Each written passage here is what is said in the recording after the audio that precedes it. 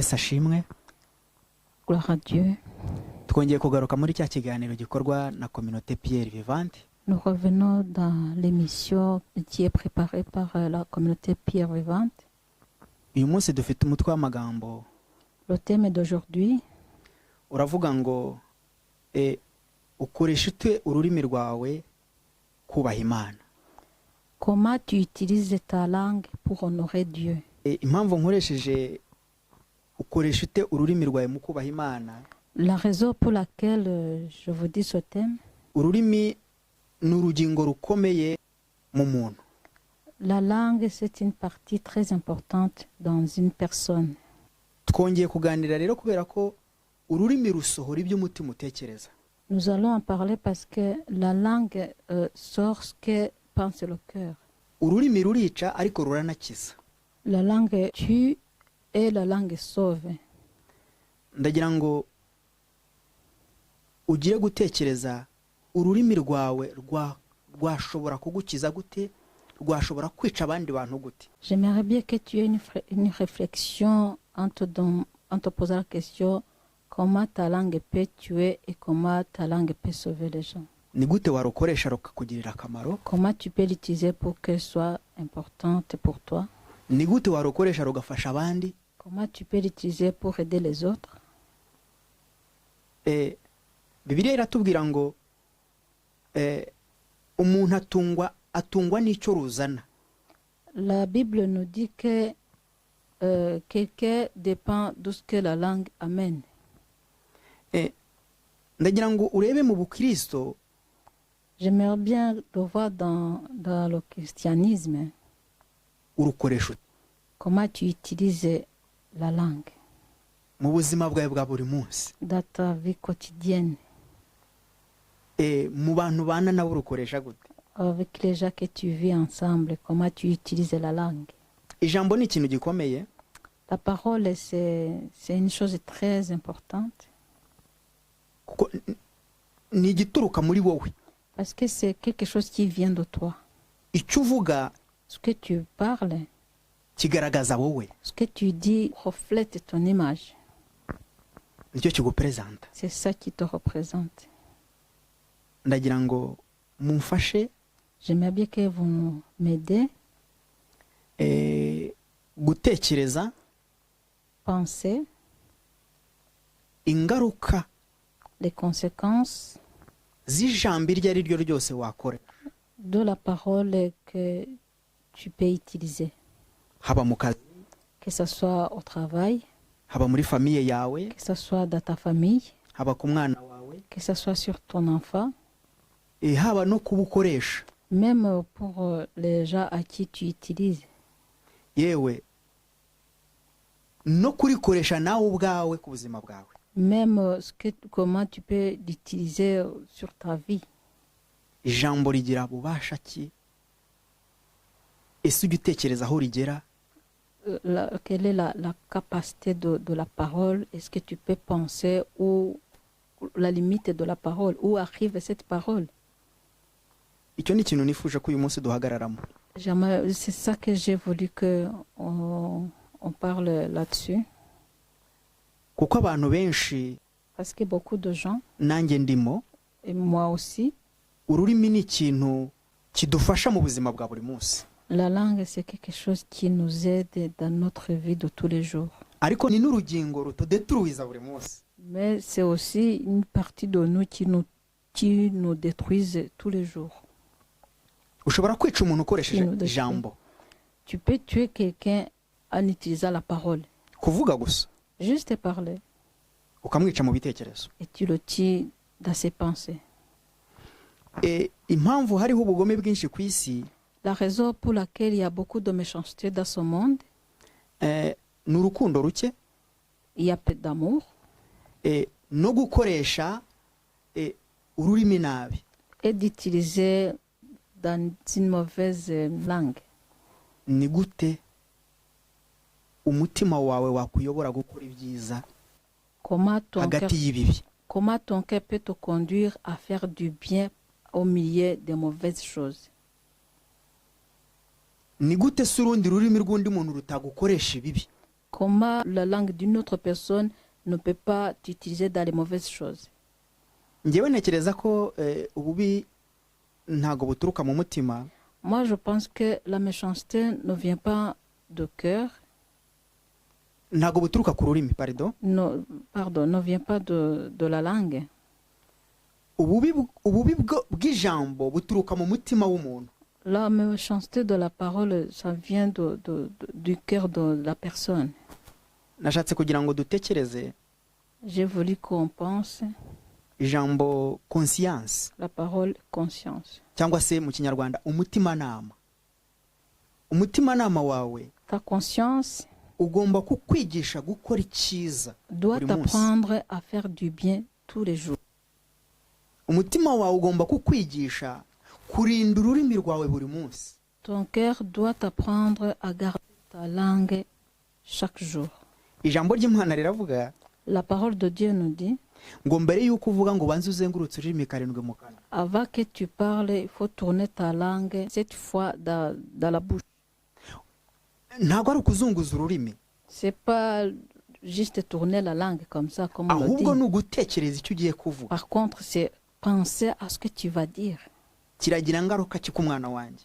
Est-ce que je vais dire que ça va donner quelles conséquences sur mon enfant? kiragira ingaruka ki ku bantu dukorana. Ça donnera quoi comme conséquence sur les gens à qui je travaille avec? ni ukwiga kumenya ingaruka z'icyo uvuga. C'est apprendre de savoir quelles sont les conséquences de ce que tu dis. na Yesu yaravuze ngo nimusaba muzahabwa. Jésus même a dit que si vous demandez, on vous donnera. ngo icyo uvuga Ça veut dire ce que tu dis, nicyo Imana ihera bikora. c'est la chose là sur laquelle Dieu commence à faire quelque chose pour toi. sinzi ibyo uvuga, Je ne sais pas ce que tu dis, sinzi abo ubwira, je ne sais pas à qui tu parles, ariko tekereza mais pense ubushobozi bw'ijambo. à la capacité de la parole. sinshatse kuvuga ko mudatekereza, Je n'ai pas voulu dire que vous ne réfléchissez pas, non. ahubwo ni ugutekereza kurushaho uko watekerezaga aho ijambo rigera Mais c'est rigusohotsemo. penser beaucoup plus loin de là où arrive la parole si la parole sort de toi.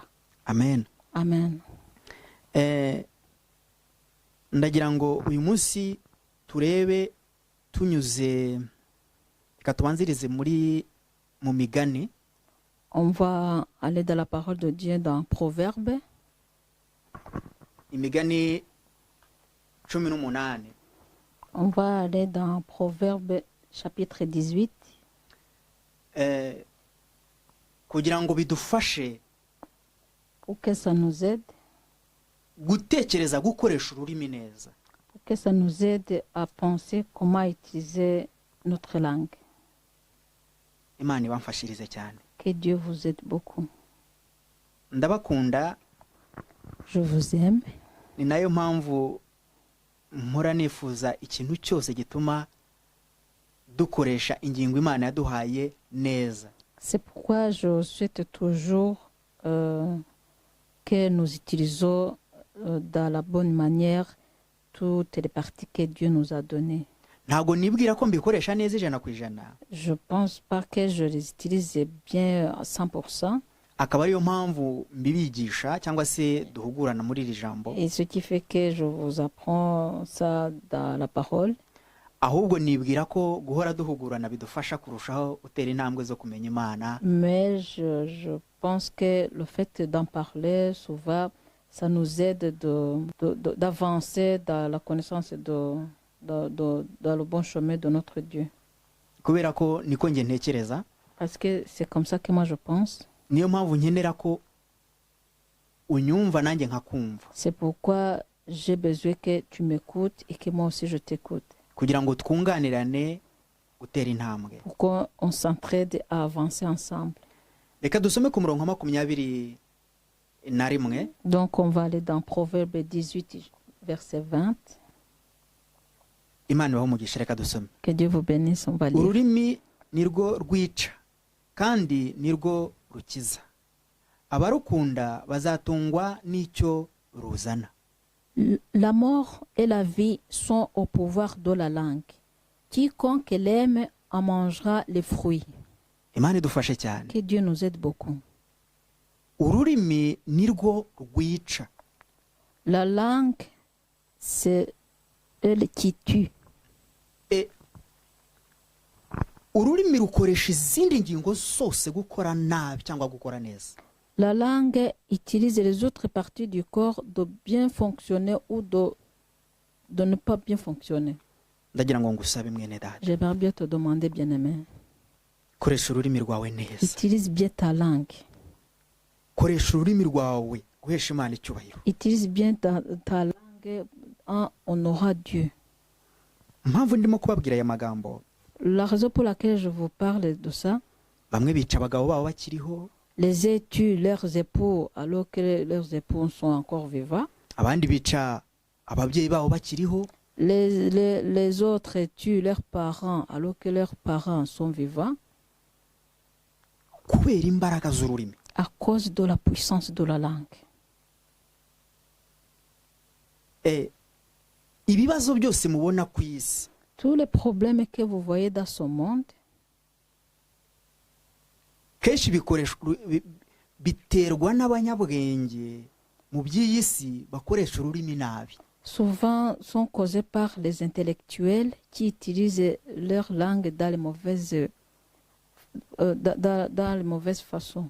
ndagira ngo ngusabe J'aimerais bien te demander, nk'umukristo, en tant que chrétien, yewe nawe utari umukristo, même toi qui n'es pas chrétien, ururimi rwawe ta langue, urukontorore, que tu contrôles ta langue. rwe kugukontorora. Que ce ne soit pas ta langue qui te contrôle. ugomba kudomina ururimi rwawe Tu dois dominer ta langue kugira ngo ube uriwe. afin que tu sois tel que tu es. imana igufashe cyane. Que Dieu t'aide beaucoup. impamvu ndimo kubabwira, ndimo ndareba konsekanse ziriho uyu munsi. La raison pour laquelle je vous parle de ça, je remarque beaucoup de conséquences qui existent aujourd'hui.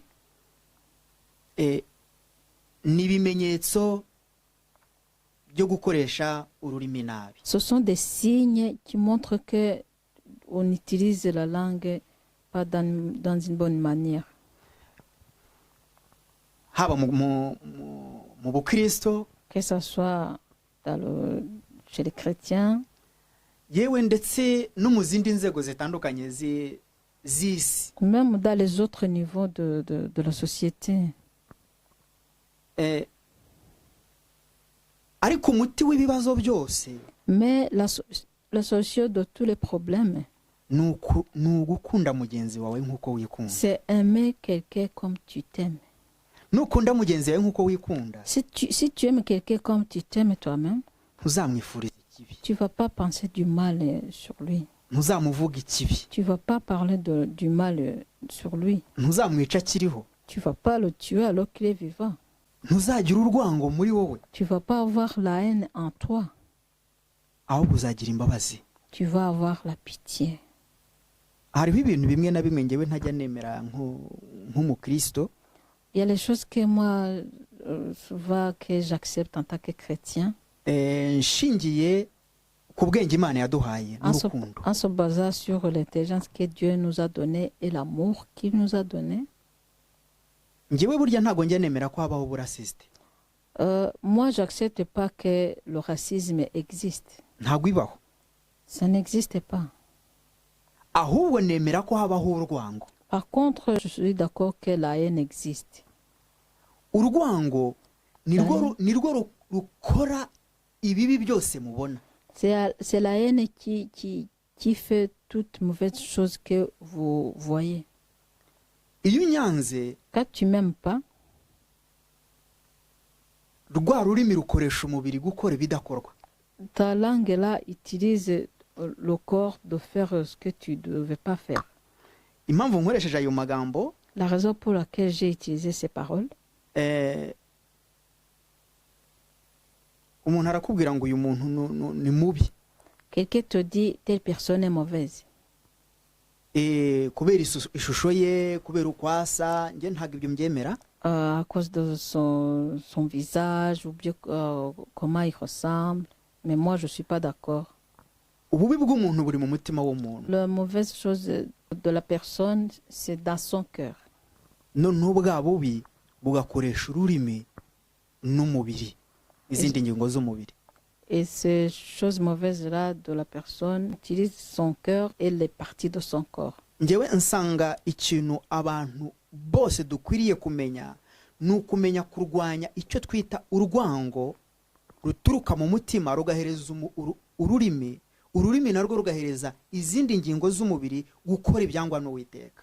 Moi, je trouve que c'est mieux de combattre la haine qui est en nous, parce que cette haine-là donne nos cœurs à faire de mauvaises choses, et ces choses-là duquel donnent aussi la langue à parler des mauvaises choses, et ces choses-là nous poussent de faire de mauvaises choses que Dieu n'aime pas.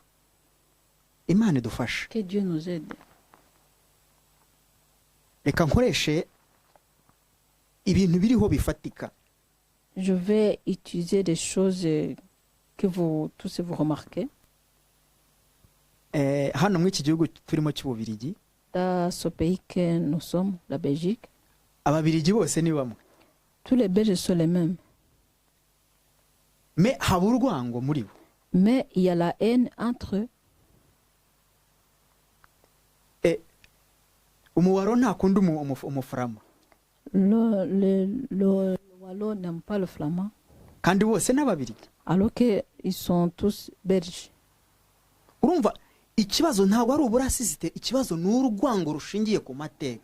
Donc, le problème, ce n'est pas le racisme, le problème, c'est la haine qui se base sur leur histoire.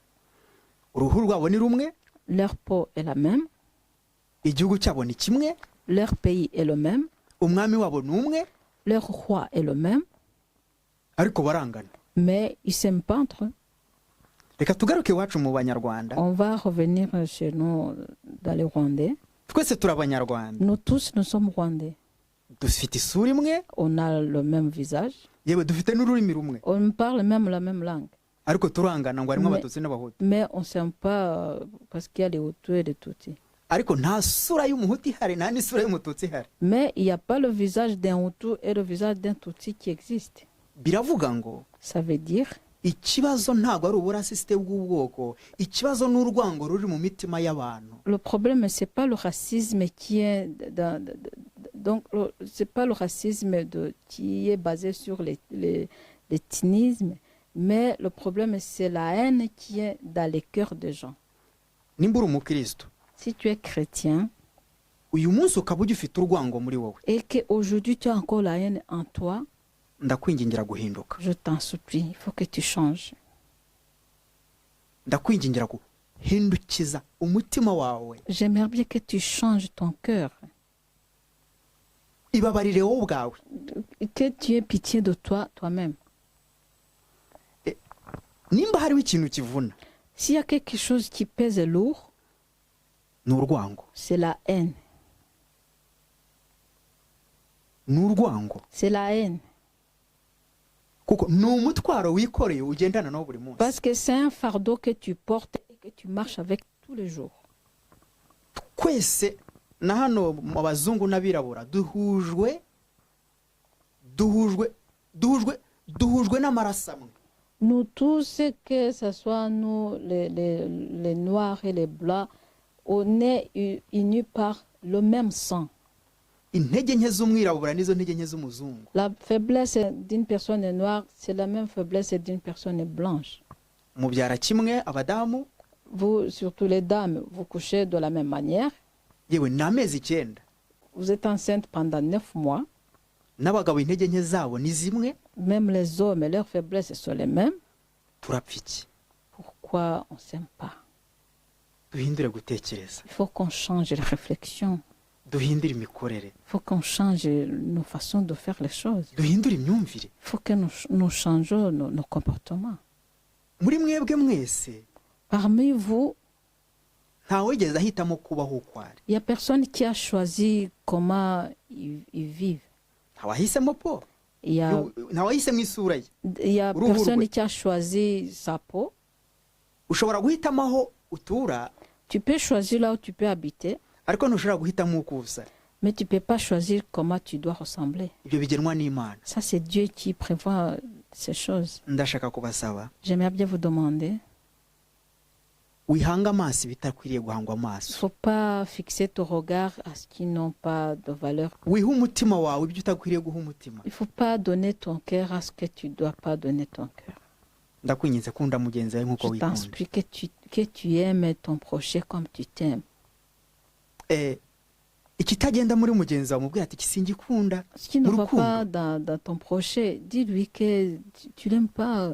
Donc c'est l'amour. Ukimubwire neza. Il faut lui parler gentiment.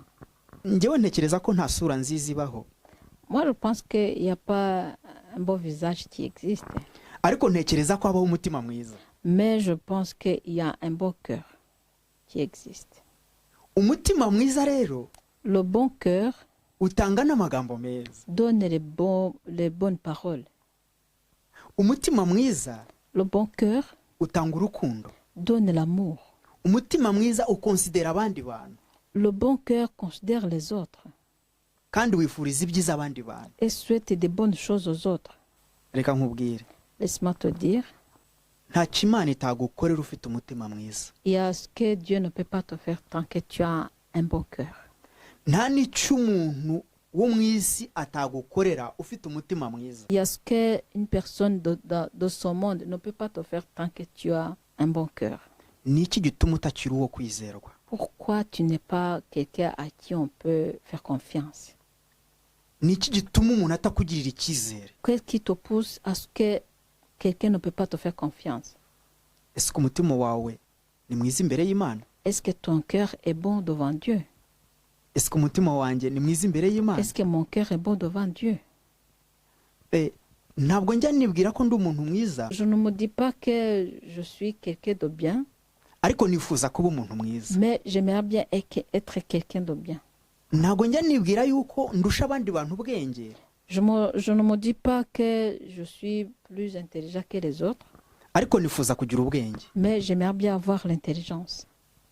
Ndagira ngo nungire nkubwire ikintu kimwe, J'aimerais bien te dire encore une chose. ikintu cyose uzajya ujya gukora Chaque chose que tu vas faire, jya ugitekerezaho kabiri. il faut y penser 2 fois. Ikintu cyose umuntu akubwiye Quelque chose que quelqu'un te dit, jya utekereza ingaruka zacyo. il faut penser les conséquences de cette chose-là. Biroroha ko uyu munsi nshobora kukugirira nabi, C'est facile qu'aujourd'hui je peux te faire du mal, ariko biragoye ko nzashobora kukuvura igikomere cy'ibyo naguteye. mais c'est difficile que je pourrais te soigner les blessures que je t'ai causées. Biroroshye ko uyu munsi nshobora kukwambura umubiri wawe, C'est facile qu'aujourd'hui je peux enlever ta vie, ariko nyamara wowe ndi kukohereza nanjye uzahansanga, nanjye Mais- nzahagusanga. mais là où je t'envoie, moi aussi je vais te joindre après. Ndagira ngo mbinginge, J'aimerais bien vous supplier. iyi si Ce monde, irimo ubugome il y a beaucoup de méchanceté là-dedans, ndetse bwinshi, même beaucoup, ariko ndakwinginze, mais je t'en supplie. rinda umutima wawe n'ibiganza byawe kugira amaraso y'umuntu. Protège ton cœur et tes mains d'avoir le sang d'un être humain. Rinda ururimi rwawe kumena amaraso y'umuntu. Protège ta langue de verser le sang d'un être humain. Kuko Parce que iyi si ntabwo igira nyirayo, le monde n'appartient à personne. nta muhanga wayo. Il n'y a pas quelqu'un qui est intelligent dans ce monde. Dushaka De ce byinshi, monde. On cherche des choses de ce monde. ariko nta muntu n'umwe naye nabona ubiheza. Mais j'ai jamais vu quelqu'un qui a en tête tout ce qu'il voulait avoir dans ce monde. Yewe tunica abantu tubaziza ibyabo, Même on tue les gens à cause de leur bien. ariko ndakwinginze, Mais je t'en supplie. sinzi ubuzima bwawe, Je ne connais pas ta vie. sinzi ibyo uciyemo, Je ne sais pas ce que tu traverses. ariko utekereza Mais réfléchis. ni iki wahindura Qu'est-ce que tu peux changer mu buzima bwawe. dans ta vie? Ese ibiganza byawe birera? Est-ce que tes mains sont saines? Ese ururimi rwawe rurera? Est-ce que ta langue est saine? Nta maraso ari ku rurimi rwawe, Il n'y a pas du sang sur ta langue. nta maraso ari ku biganza byawe. Il n'y a pas du sang sur tes mains. Icyakora Mais nimba hariho amaraso, s'il y a du sang, haracyariho imbabazi. il y a encore le pardon. haracyari imbabazi. Il y a encore le pardon. Rwa rurimi wakoresheje wica La langue là que tu as utilisée pour tuer, rukoresha usaba imbabazi. utilise-la pour demander pardon. Bya biganza wakoresheje umena amaraso Les mains là que tu as utilisées pour verser du sang, uyu munsi aujourd'hui, bikoresha usaba imbabazi ati mbabarira Mana. utilise-les pour demander pardon en disant pardonne-moi Seigneur. Kuva uyu munsi À partir d'aujourd'hui, bitangire gukora icyiza. que tes mains commencent à faire du bien. Ndakwinginze Je t'en supplie, garuka. reviens. Haracyari ibyiringiro, Il y a encore de l'espoir. haracyari ubuzima. Il y a encore la vie. Shaka amahoro mu mutima. Cherche la paix dans le cœur. Umutima ni igikoresho cy'ingenzi. Le cœur, c'est une partie très importante. Nimba hari ikintu nabonye S'il y a quelque chose que j'ai remarqué, cyangije ubuzima bw'abantu benshi ni ugukunda imiya, qui- amafaranga. s'il y a quelque chose que j'ai remarqué qui a abîmé beaucoup de gens, beaucoup de vies de gens, c'est vraiment aimer l'argent. Nanjye ndayakunda amafaranga, Moi aussi, j'aime l'argent, ariko amafaranga ntabwo ankontorora. mais l'argent ne me contrôle pas. Ngomba kuyakontorora Je dois le contrôler kuko nayanjye. parce que c'est mon argent. Ni gute ikintu materiel kigukontorora? Comment quelque chose de matériel peut te contrôler? Ndakwingingira Je te supplie, gukoresha umubiri Imana yaguhaye neza. je te supplie d'utiliser ton corps dans la bonne ton corps que Dieu t'a donné dans la bonne manière.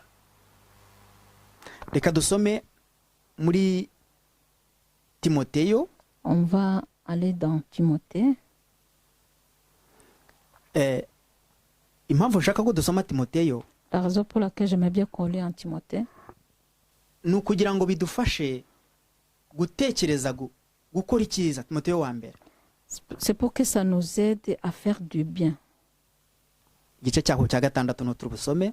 1 Timothée chapitre 6, Turasoma ku murongo wa 10. verset 10. Impamvu nshaka ko dusoma uyu murongo, La raison pour laquelle j'aimais bien qu'on lit ce verset, ndagira ngo gufashe nanjye umfashe. j'aimais bien qu'il t'aide et que moi aussi il m'aide. Iyi si twese turi abagenzi, Parce que nous sommes tous les passagers dans ce monde. ntacyo twayizanyemo nta n'icyo tuzayivanamo. On n'a amené rien dans ce monde. On va même rien apporter avec dans ce monde.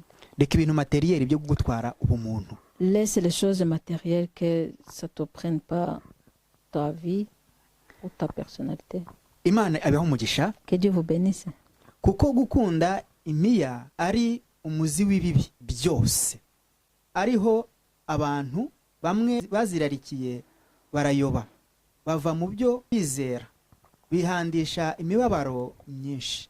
Car l'amour de l'argent est une racine de tous les maux, et quelques-uns, en étant possédés, se sont égarés loin de la foi et se sont jetés eux-mêmes dans bien des tourments. Amafaranga L'argent aradukoresha, nous utilise. ntabwo twe tuyakoresha. Nous ne l'utilisons pas. Mfite ikibazo kandi nawe ushobora kuba ugifite. Moi, j'ai un problème et je pense que toi aussi tu l'as. Ni iki gituma amafaranga turusha ubwenge kandi ariko tuyashaka? Pourquoi? Qu'est-ce qui fait que l'argent nous dépasse l'intelligence alors que c'est nous qui cherchons l'argent? Nshobora kuguha amafaranga ujye kwica umuntu ukagenda. Moi, je peux te donner l'argent pour aller tuer quelqu'un et tu es d'accord, tu pars pour le tuer. Urumva ni amafaranga nkoresheje n'abagukoresheje. Donc, c'est l'argent qui m'utilise et c'est l'argent aussi qui t'utilise. Ahangaha Ici, nta bumuntu bunyoboye, il n'y a pas la personnalité qui me guide. ahubwo amafaranga aranyoboye. Donc, c'est l'argent qui me guide. Ni gute ibyo utunze bidashobora kukuyobora aho ugomba kubiyobora? Comment ce que tu possèdes ne peut pas te guider et que c'est toi qui dois les guider. Impamvu ndi kubabwira ibi ngibi, La raison pour laquelle je vous dis ceci, mfite ingero nyinshi. j'ai beaucoup d'exemples. Nabonye abagabo bica abagore, J'ai vu des hommes qui tuaient leurs femmes à cause de l'argent. nabonye n'abagabo nabonye n'abagore bica abagabo. J'ai vu même les femmes qui tuent leurs époux. bamwe banabishe no mu mpapuro. Même les uns ont tué leurs époux dans les papiers. Ibyo ni urukundo ruke, Ça, c'est l'amour insuffisant. kandi nkanabyita no urwango. Et même, je peux appeler ça la haine. Nshuti z'Imana, Les amis de Dieu, tugaruke ku Mana. revenons vers Dieu. Uyu munsi amakuru yose Aujourd'hui, toutes les nouvelles, baba bakubwira abantu bicanye kubera amafaranga. on te parle les gens qui se sont entretués à cause de l'argent. Ndagira ngo iby'isi ntibigutwara ubwenge, J'aimerais bien que les choses mondaines ne te prennent pas ton intelligence. kuko uri umuntu w'igiciro, Parce que tu es quelqu'un de la valeur. kandi uri umuntu urenze ibintu, Et même tu es quelqu'un qui dépasse ces choses-là. kuko uri hejuru yabyo. Parce que tu es au-dessus de ces choses. Icyama ngo utekereze iki kintu. J'aimerais bien que tu penses sur cette chose-là. Sinzi urwego rwawe, Je ne connais pas ton niveau. sinzi igihugu cyawe, Je ne connais pas ton pays. sinzi n'akazi ukora, Je ne connais même pas c'est quoi ton travail. ariko ndagira ngo umutima wawe Mais j'aimerais bien que ton cœur ube mushya soit nouveau. muri famiye, mu kazi, Dans la famille et dans ton travail. mu gihugu cyawe, Dans ton pays. aho ugende wera. Là où tu marches et que tu marches vraiment en état sain. Ntiwambure umuntu ubuzima kubera amafaranga. Que tu n'ôtes pas la vie d'un être humain à cause de l'argent. Ntiwice ubuzima bw'umuntu kubera amafaranga, Que tu ne tues pas quelqu'un à cause de l'argent. kuko nawe ntuzayimukana. Donc que tu ne gâches pas la vie de quelqu'un à cause de l'argent. Parce que toi aussi, tu ne vas pas déménager avec ton argent. Uyu munsi ndimo ndatekereza, Aujourd'hui, je suis en train de penser, mfite amafaranga j'ai l'argent, ariko sinshobora kuyarya. mais je ne peux pas le bouffer comme je veux. Nanyeneye kujya muri resitora, J'avais besoin d'aller au restaurant, nanyeneye kujya muri vakansi, j'avais besoin d'aller en vacances ngadepansa amafaranga yanjye, pour dépenser mon argent. ariko ntibikunda. Mais c'est impossible. None se amafaranga amariye iki? Et alors, à quoi ça sert l'argent? Nta na kimwe. Rien du tout. Araho ariko ntacyo amariye. L'argent est là, mais ça ne me sert pas à grand-chose. Uyu munsi nta vakansi ushobora kugira. Aujourd'hui, tu ne peux pas avoir les vacances. Ntushobora gufata imodoka yawe ngo ufate ibirometero 10 ugende. Tu peux pas Ijana prendre, ugende. tu peux pas prendre ta voiture et tu fais 100 km. Non. None se amafaranga kumariye iki? Alors, à quoi ça te sert ton argent? Igifite umumaro uyu munsi ni ukugira umutima mwiza. Aujourd'hui, quelque chose qui a de l'importance, c'est avoir un bon cœur. Uyu munsi igifite umumaro Aujourd'hui, quelque chose qui a de la valeur, ni ugukoresha ururimi rwawe neza, c'est d'utiliser bien ta langue. ni uguhindura imitekerereze n'imikorere C'est yawe. de changer ta façon de réflexion et ta façon de faire des choses. Ntawe ukijya ku mazi, Il n'y a personne qui sort pour aller nager. ntawe ukijya muri hoteli nziza. Il n'y a personne qui sort pour aller dans un bon hôtel. None ubuzima burebwa amafaranga. Alors, où est la vie de l'argent? Reka dusome muri Yakobo. On va aller dans Jacques. Impamvu tujye gusoma muri Yakobo, La raison pour laquelle on va lire dans Jacques, ndagira ngo utekereze j'aimerais bien que tu réfléchisses. impinduka Le changement ziturutse mu bitekerezo byawe. le changement qui vient de tes pensées. Turasoma Yakobo igice cyayo cya kabiri, On va aller dans Jacques chapitre 2, dusome ku murongo waho wa 13. Jacques chapitre 2, verset 13. Imana ibaho umugisha. Que Dieu vous bénisse. Kuko utagira imbabazi atazababarirwa mu rubanza, nyamara imbabazi ziruta urubanza, zikarwishima hejuru. Jacques 2, verset 13. Car le jugement est sans miséricorde pour qui n'a pas fait miséricorde. La miséricorde triomphe du jugement. Impamvu ndimo gutekereza iri jambo, La raison pour laquelle je pense cette parole, ni igiki wakwishima hejuru uyu mwanya, à quoi tu peux triompher maintenant? mu biguhagaze hejuru, Ceux qui sont au-dessus de toi, mu bikubujije amahoro. ceux qui te dérangent. Kuko utagira imbabazi atazababarirwa. Ni ijambo numva rikomeye. Parce que quelqu'un qui n'a pas de miséricorde ne sera pas être pardonné. mu rubanza nta mbabazi azagirirwa nawe. Dans le jugement, il ne sera pas pardonné. Hein. nyamara imbabazi ziruta urubanza. Et la miséricorde triomphe le jugement. zikarwishima hejuru. Et il triomphe le jugement. imbabazi ziruta urubanza zikarwishima hejuru. La miséricorde triomphe du jugement et ils se contentent dessus. imana igufashe. Que Dieu t'aide. ndagira ngo urebe aho wanduye. J'aimerais bien que tu regardes là où tu n'es pas propre.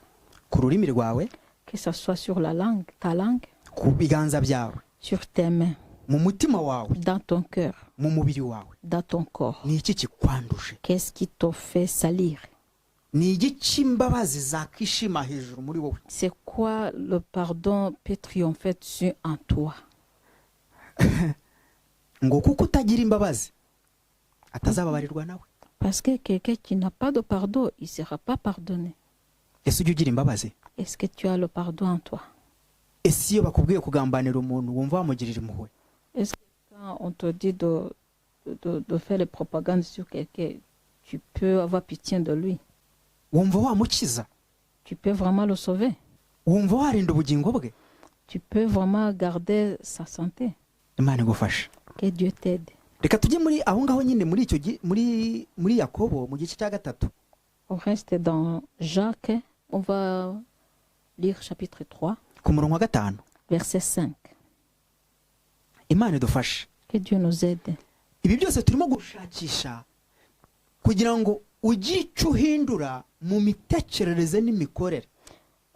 Dans tout ça, on est en train de voir pour que tu peux changer quelque chose en toi, que ce soit dans ta façon de réflexion et dans ta façon de faire des choses. turacyari ku mbaraga z'ururimi. On est encore sur la puissance de la langue. kandi imbaraga z'ururimi zikora ziturutse mu mutima. ururimi rukora biturutse mu mutima. Et pour que la langue puisse fonctionner, ça vient du cœur. imana idufashe. reka dusome ku murongo wa 5. Verset 5. ururimi nirwo niko ruri, ni urugingo ruto rukirarira bikomeye. murebe namwe ishyamba naho ari riti, uburyo ritwikwa n'agashashi gato cyane. De même, la langue est un petit membre et elle se vante de grandes choses. Voici comment un petit feu peut embraser une grande forêt. ndagira ngo murebe ukuntu ururimi. J'aimerais bien que vous regardiez comment la langue. bundi bavuga ko ishyamba rinini cyane ari l'Amazone. Normalement, on dit Nimba. que la forêt la plus grande, c'est Amazon, si je ne me trompe pas. ariko ngo ritwikwa n'agashashi gato cyane. Mais elle peut être embrasée par un petit feu. ururimi narwo La langue aussi, ni urugingo ruto ruri mu muntu. c'est un petit membre qui est dans une personne. ntabwo mva reka ne gukoresha ko ari ruto gusa, reka nkoreshe ko ari urugingo ruri mu muntu. C'est un membre qui est dans une personne. ariko narwo ngo ni igishashi. Mais cette langue-là peut aussi perdre de grandes choses. reka dusome ku murongo wa 6. On va continuer au verset 6. ndashaka tuhasome na nimushaka muzakomeze umurongo murangize nta kibazo, ariko hari gato cyane nshaka ko mwumvamo. On va juste lire un tout petit peu, mais vous pouvez continuer jusqu'à la fin de ce verset. kandi koko ururimi ni umuriro, yemwe ni ububi bungana n'isi. La langue aussi est un feu, c'est le monde de l'iniquité. ururimi ni ububi bungana n'isi. La langue est le monde de l'iniquité. ariko reka uyu munsi tubihindure twebwe. Mais aujourd'hui, on va changer. ntabwo duhinduye bibiliya. On ne change pas la Bible. reka ururimi rube ikintu cyiza kingana n'isi. Laisse que la langue soit une très belle chose de ce monde, bitewe n'uko urukoresheje. selon la manière dont il utilise. reka mbabwire bibiliya Laisse-moi vous dire que la Bible, ni igitabo cy'ibihe byose. c'est un livre de tous les temps. ariko Mais uzamenya ijambo ry'Imana tu connaîtras la parole de Dieu bitewe n'uko umutima wawe uri. selon la manière dont est ton cœur. Uzitwa umuntu w'Imana Tu seras l'homme de Dieu bitewe n'uko umutima wawe uri. selon la manière dont ton cœur est. Ntabwo uzaba umuntu w'Imana bitewe n'uko ijambo ry'Imana rikubwiye. Tu ne seras pas l'homme de Dieu selon la parole de Dieu seulement. Non. Uzaba umuntu w'Imana kubera ko ijambo ry'Imana rikuyoboye. Tu seras l'homme de Dieu Bitewe n'umutima wawe mwiza. selon ton cœur, comment te conduit. Nugira umutima mwiza, Si tu auras un bon cœur, ijambo rizakubera ryiza. la parole sera bonne pour toi. Ariko nugira umutima mubi, Si tu auras un mauvais cœur, ijambo rizakubera ribi naryo. la parole aussi sera mauvaise pour toi. Imana igufasha Que Dieu t'aide gukoresha ingingo Imana yaguhaye neza. d'utiliser bien les membres que Dieu t'a donnés. Reka dusome Matayo, On va lire dans Matthieu, turasoma ku murongo Matayo igice cyawo cya 12 Matthieu chapitre 12, ku murongo wa 37. verset 37. Kandi umugisha Que Dieu vous bénisse. twifuje ko tuganira kugira ngo biduhe gutekereza igihe cyo guhesha Imana icyubahiro. J'ai voulu qu'on parle sur cette parole pour que ça nous donne, ça nous aide à réfléchir sur le temps de donner la gloire à Dieu. Reka dusome ku murongo wa 37, amagambo yawe niyo azagutsindishiriza kandi n'amagambo yawe niyo azagutsindisha. Car par tes paroles tu seras justifié et par tes paroles tu seras condamné. Mani dufashe. Que Dieu nous aide. Ibisohoka muri wowe Ce qui sort de toi, nibyo bizagutsindishiriza. c'est ça qui vont te faire justifier Mu byiza dans les bonnes choses no mu bibi. et dans les mauvaises choses. Ndagira ngo ndangirize kuri iri jambo. J'aimerais bien terminer sur cette parole. Niki kizagutsindishiriza mu bisohoka muri wowe? Qu'est-ce qui te fera justifier parmi les choses qui sortent de toi? Tekereza. Réfléchis. Ukurikije ibyo wumva, Selon ce que tu entends, ukurikije ibyo ureba, ce que tu vois, niki gishobora kugutsindishiriza imbere y'Imana? qu'est-ce qui peut te faire justifier devant Dieu? Niki gishobora kukubera imbuto yo gufasha abandi cyangwa kugufasha wowe bwawe? Qu'est-ce qui peut te faire le fruit de t'aider toi-même ou d'aider les autres? Ijambo rirambwiye La parole vient de me dire ngo ibyo uvuga que ce que tu parles, ni rwo rubanza c'est ça le jugement imbere y'Imana devant Dieu n'imbere y'abandi bantu. et devant les autres personnes. Ndagira ngo mbinginge mbatakambire J'aimerais vous supplier vraiment, iga gukora neza. apprends à faire du bien. Ntabwo nzi biri imbere yawe bikugarije. Je ne sais pas ce qui est devant toi qui te bloque. Sinzi n'abakuburije gukora ikibi. Je ne sais pas ce qui t'oblige aussi à faire du mal. Ariko inginga Imana Mais supplie Dieu. fasha gusohoka mu bibi. Dis à Dieu, aide-moi à sortir de mauvaises choses. Byashoboka ko ubikoresha utanabishaka. Ça peut être possible qu'on t'oblige à le faire alors que toi tu ne veux pas le faire. Ariko ndakwinginze. Mais je te supplie, Rwana intambara nziza. combat le bon combat. Bwira Imana. Dis à Dieu, Nsohora muri ibi bintu. sors-moi de ces choses. Rinda ururimi rwanjye. Garde ma langue. Rinda ibiganza byanjye. Garde mes mains. Rinda amatwi yanjye. Protège mes oreilles. Rinda amaso yanjye. Protège mes yeux. Ntago Bibiliya izaguhindura. La Bible ne va pas te changer. Uzahindurwa n'umutima wawe. Tu vas être changé par ton cœur. Urusengero ntago ruzaguhindura. L'église ne va pas te changer. Uzahindurwa n'ibitekerezo byawe. Tu vas être changé par tes pensées. Pasiteri ntazaguhindura. Le pasteur ne va pas te changer. Uzahindurwa n'imitekerereze yawe myiza. Tu vas être changé par tes façons de penser. Famiye yawe nayo nuko. Et ta famille aussi, c'est comme ça. Uzahindurwa n'ibyo ukora. Tu vas être changé par des choses que tu fais. Niyo mpamvu nabahaye ingero. C'est pourquoi je vous ai donné les exemples. mbabwira urwango ruba mu bantu. En vous disant la haine qui existe dans beaucoup de gens. Bamwe biyitiriza ngo ni uruhu, Les uns utilisent leur corps ntabwo ari byo. ou leur peau, mais c'est pas ça. Ni uko abantu badakundana. C'est parce que les gens ne s'aiment pas tout court. Nta rukundo ruri muri bo. Il n'y a pas l'amour en eux. Ijambo ry'Imana riravuga La parole de Dieu dit, ukunde mugenzi wawe nk'uko wikunda. aime ton prochain comme tu t'aimes. Nunkunda nk'uko wikunda, Si tu m'aimes comme tu t'aimes, ntabwo uzagira umutima wo kunkorera ikibi. tu ne vas pas avoir le cœur de me faire du mal.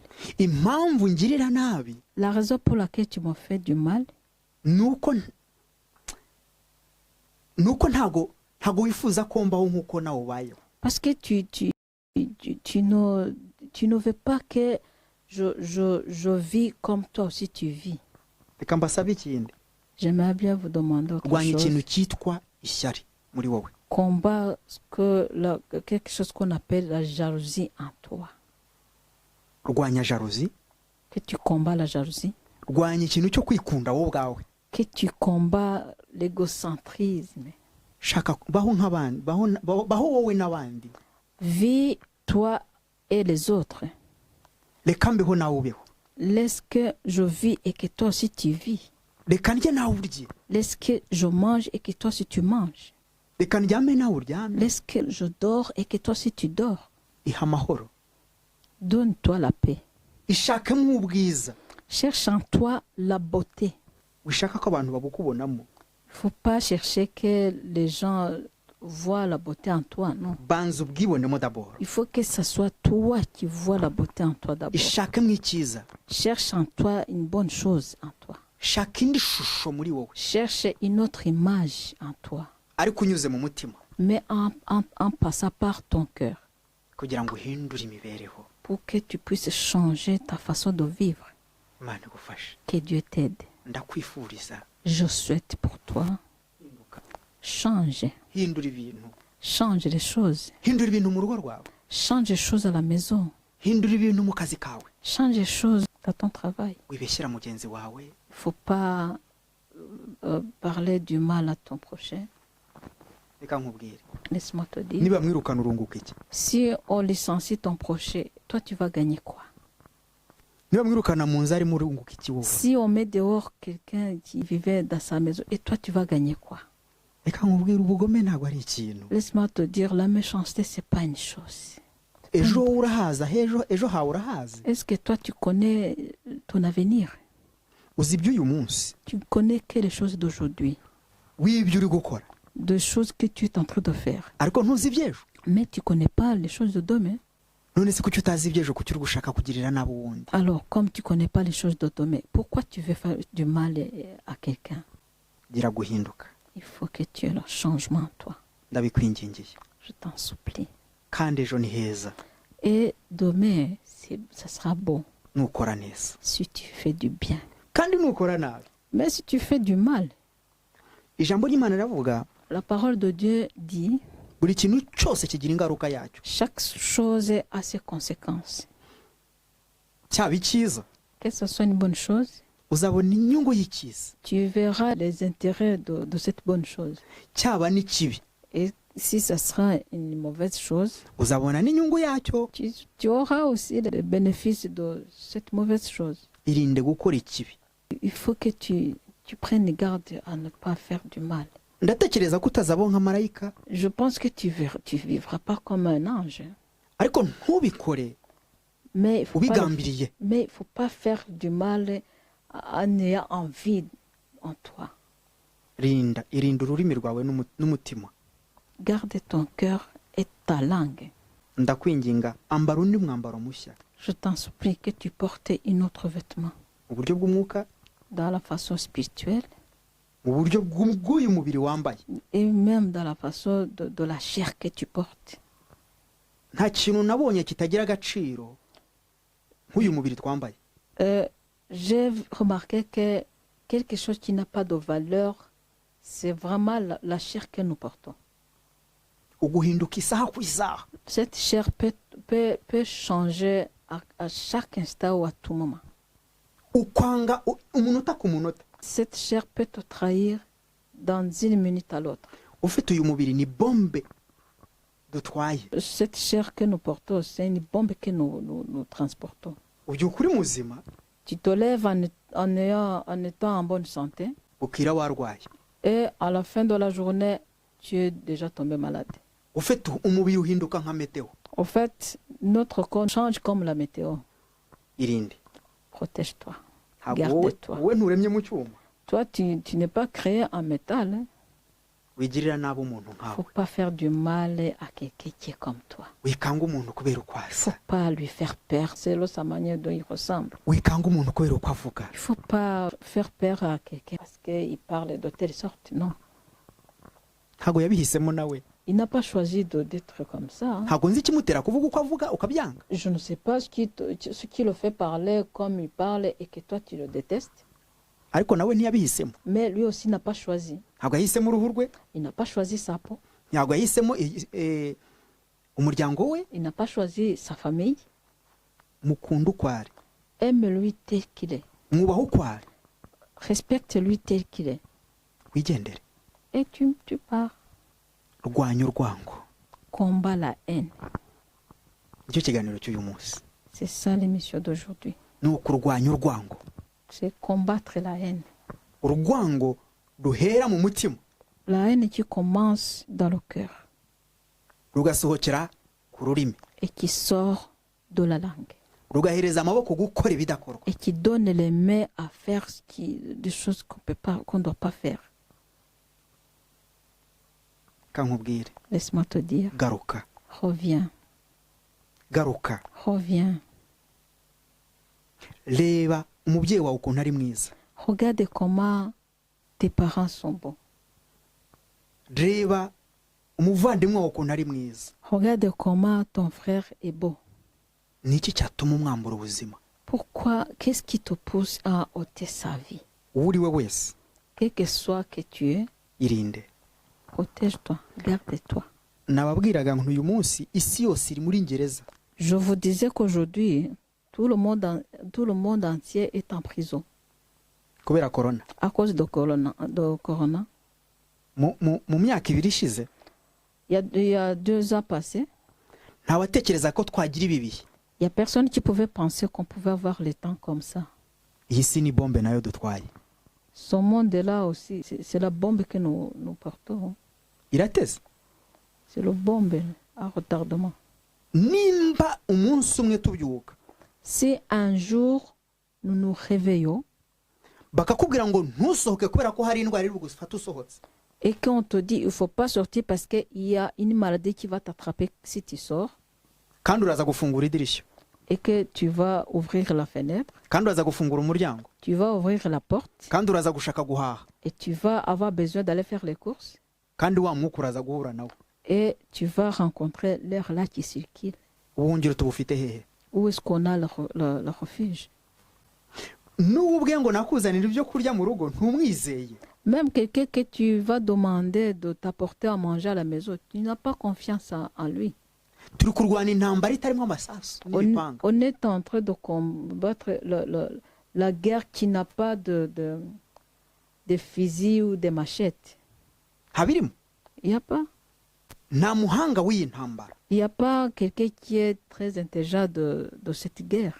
ni intambara invisible C'est la guerre invisible, mu buryo bw'umwuka no mu buryo bw'umubiri. d'une façon spirituelle et physique. nabonye intambara Moi, j'ai vu la guerre, ariko mais intambara ya korona la guerre de Corona, isa na jenoside twaciyemo. elle ressemble au génocide que nous avons traversé. sinshatse kubakomeretsa, Je n'ai pas voulu vous blesser, ariko nshatse kubabwira ngo mais j'ai voulu vous dire que uyu mubiri si uwacu. notre corps n'est pas à nous. ntugushuke, Qui ne te pousse pas à faire de mauvaises choses, ntukubeshye qui ne te ment pas ngo wice ubuzima bw'abandi. pour que tu arrives à tuer les gens. ejo ntago mpazi, Demain, je ne connais pas, nawe ntuhazi. et toi aussi, tu ne connais pas. nasanze inzira twese ducamo n'imwe. J'ai vu qu'on passe tous dans le même chemin.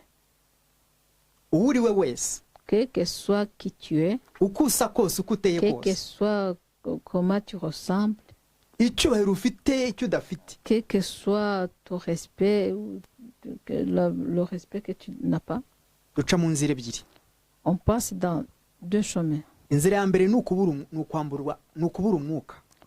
Le premier chemin est de ne plus avoir l'air qu'on respire. indi ya kabiri, Donc l'arrêt de respiration. twese twinjira mu butaka L'autre chemin, c'est entrer dans la terre kandi tukabora. et nous pourrissons. nta mafaranga Il n'y a pas d'argent. agusubizamo umwuka. Il n'y a pas d'argent Uhumeke. qui te donne l'air pour que tu puisses respirer. nta mafaranga akubuza kujya mu butaka Il ngo ubore. n'y a pas l'argent qui va te protéger pour ne pas aller dans la terre pour pourrir. niyo bagusize ya miti ugera igihe ukuma. Même quand on te fait embaumer, il y a un moment tu deviens sec. bivuga ngo iyi si Ce qui veut dire que ce monde, rwanira gukora icyiza qu'on fait le combat de faire du bien ukiriho.